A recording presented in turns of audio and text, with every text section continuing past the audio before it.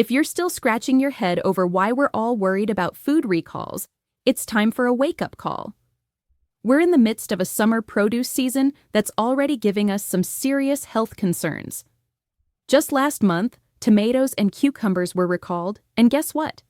The U.S. Food and Drug Administration, FDA, has now upgraded the tomato recall to a Class 1, the highest, most urgent level. Why?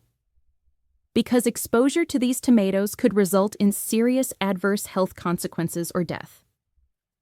Yes, you heard that correctly. Death.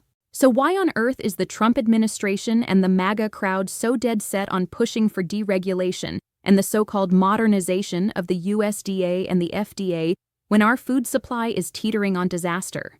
Why is it such a bad thing to want to know if the tomato you just bought with your hard-earned cash could make you or your family sick? Or worse? Isn't it utterly irresponsible, no, dangerous, to strip away the very protections that could keep you from getting foodborne illnesses like Salmonella, which, by the way, sends 1 million people to the hospital every year in the U.S.? And it gets worse. Foodborne illnesses aren't just a health risk, they're a national security risk. Our food supply is critical to the health of this nation, and undermining safety standards isn't just careless, it's downright reckless. In the most recent case with the tomatoes, Salmonella contamination has made its way into grocery stores across Georgia, North Carolina, and South Carolina. These tomatoes were sold with brand labels like H&C Farms and Williams Farms Repack, and they were distributed in bulk, ranging from 3-count trays to 60-count boxes. This isn't some isolated incident either. Food recalls are happening with alarming frequency, and this is just the latest in a disturbing trend. But let's take a step back for a moment. This is more than just a few bad tomatoes. We're talking about the integrity of the nation's food supply, and this is a matter of life and death. Yet, here we are, watching as the powers that be ignore the importance of regulation in favor of corporate profits and the fantasy of a free market that doesn't care if you die from a contaminated salad. You don't need to be a political expert to see how dangerous this is. Food safety isn't political. It's about making sure that the food on your plate doesn't send you to the hospital. And yes, it's about asking, what in the world am I eating, and is it safe? How many people have to die from foodborne illnesses before we stop playing games with the very systems that protect us?